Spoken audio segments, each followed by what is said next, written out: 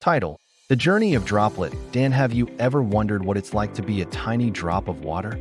Well, meet Droplet Dan, a cheerful little drop living in the cool, calm waters of Lake Luma. One sunny morning, Dan felt something strange.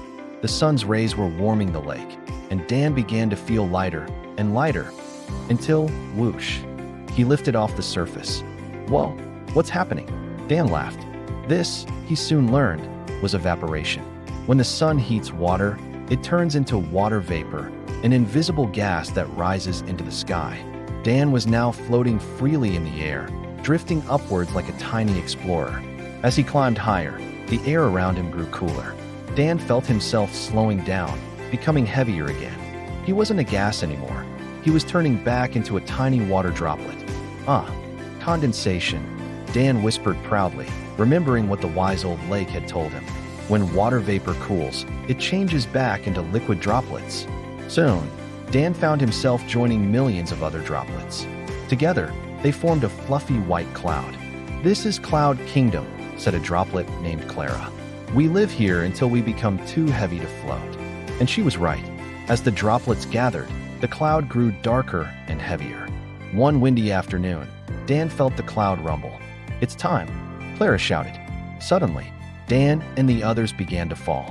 They tumbled through the sky, picking up speed. "This must be precipitation," Dan yelled. "Rain!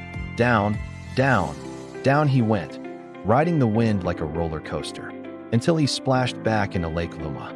But Dan's journey didn't end there. Some droplets landed on the grass and soaked into the soil. That was called infiltration. Others slid down hills, forming little streams. That was runoff, which eventually flowed back into rivers and lakes.